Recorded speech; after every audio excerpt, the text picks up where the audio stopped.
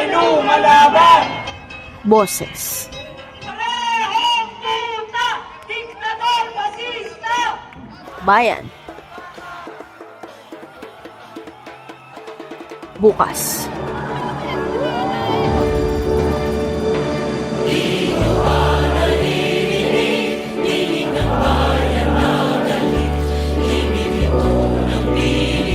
Hindi maikakaila na laganap ang iba't ibang isyu na siyang nakakaapekto ng milyong-milyong Pilipino mula sa nagdaang taon. At pagkakaroon ng kamalayan ukol sa mga ito ay tila nagbibigay pangamba na sa lipunan.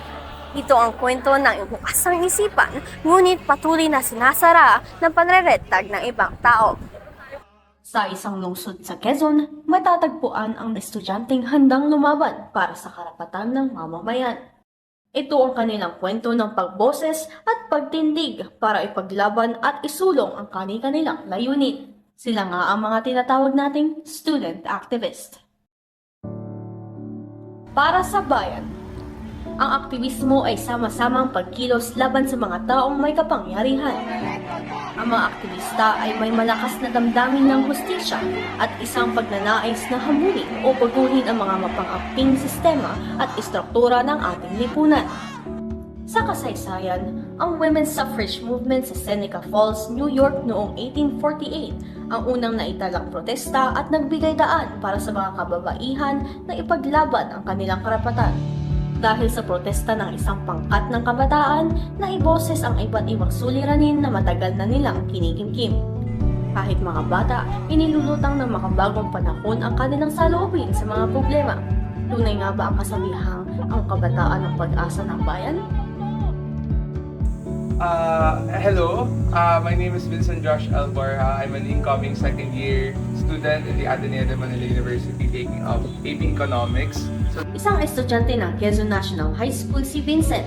Nanalo siyang presidente ng Supreme Student Government o SSG nang siya ay nasa ika-10 baitang. Naging punong patnugot naman siya ng pampaaralang pahayagan na The Coconut.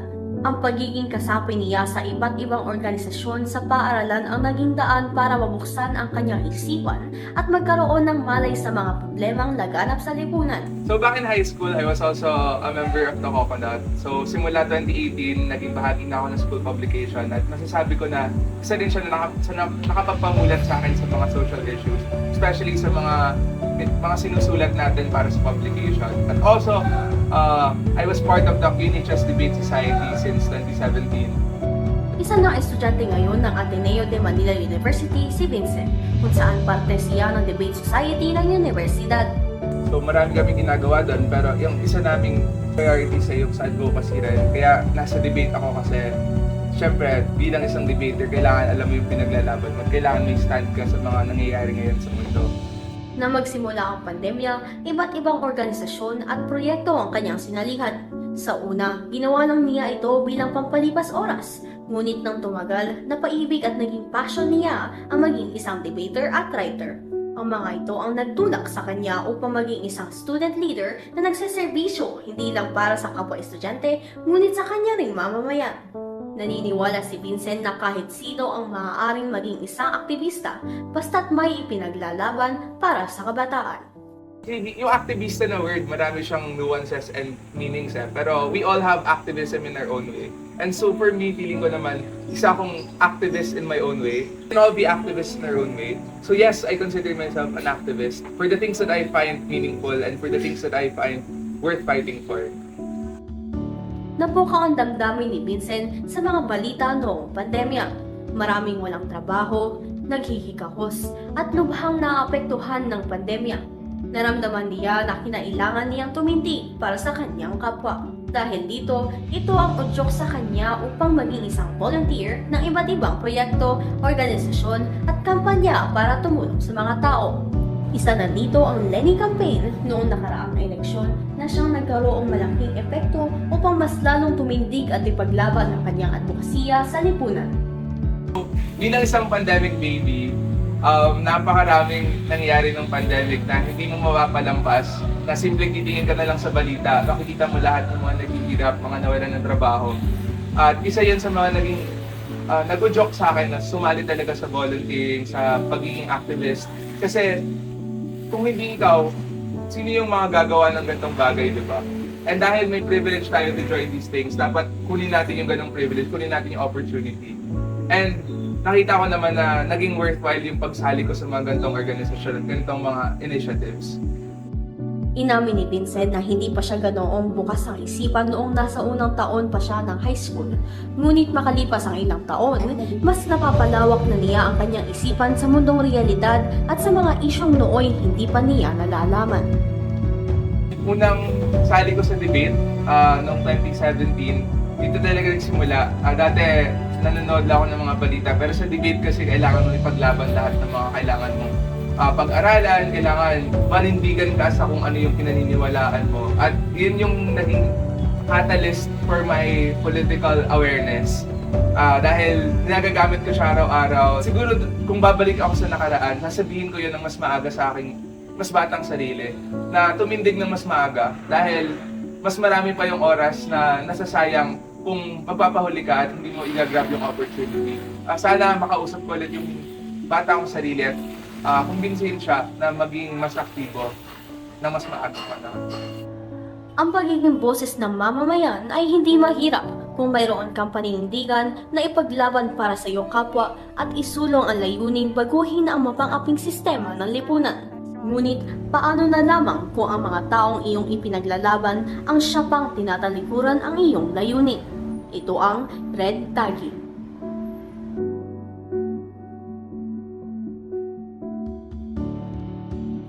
Ang red tagging ay ang pagtukoy sa isang individual bilang isang terorista kahit na hindi ito totoo.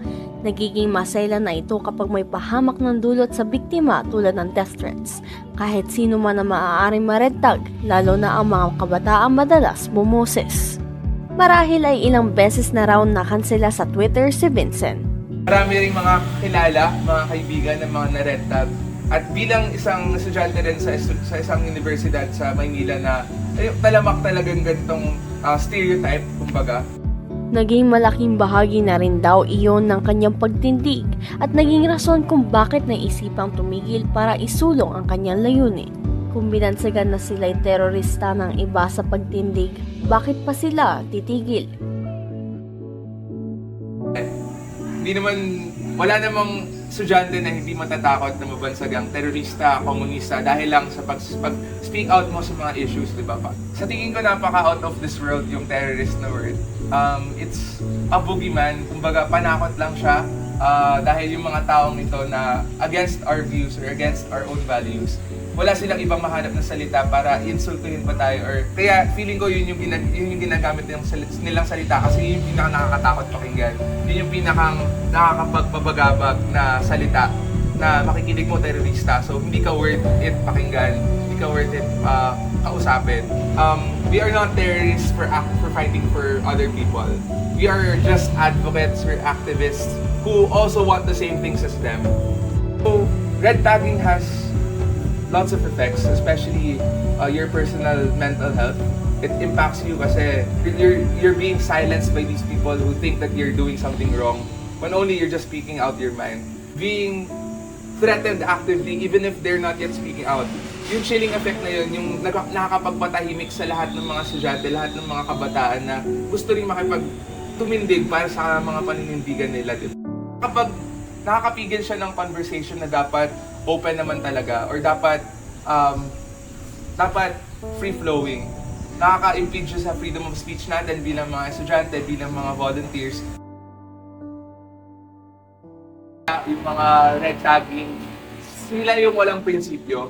Pero at the same time, dapat malaman natin na hindi tayo magkalaban. Merong pang red tag, may mga nare-red tag pero dapat i-approach pa rin natin sila with an open mind. Bakit ganito yung approach nila sa ganitong mga issue? At the end of the day, sila lang rin naman yung pinaglalaban natin. Kung matatakot ka, lalo lang natin sila pinapanalo sa kung anong ginagawa nila. So may naalala akong quote from one of the student leaders that I really admire during the time of martial law. Siya si Dito Sarmiento, former Philippine Belligerent Commander-in-Chief. Sabi niya, kung hindi tayo sino, kung hindi ngayon, kailan. And isa siyang quote na I really go back to whenever I do these things, like advocate and join these volunteer organizations, fight for what I believe in. Kasi ang nag-uudyok lang talaga na tumulong tayo sa kapwa to really help them and stand for them is the fact na wala silang boses sa ating lipunan. And dahil tayo yung mga estudyante, tayo nasa mga institusyon kung saan merong tangible opportunity for us to enact change, like joining student publications, joining organizations like debate, or pursuing your own passions, tayo yung may privilege na magtumayo at magsalita para sa mga walang boses. At yun yung number one driving factor for me na kailangan merong tumayo. Kung hindi tayo, walang ibang gagawa nito. Normal lamang na magdalawang isip kung titindig ka bilang kumakatawan ng isang henerasyon sa mundong ito na napapalibutan ng masasama. Maaaring hindi mo alam ang iyong gagawin kung nasa pwesto na o natatakot ka sa maaaring kalabasan pagbuka ng iyong bibig.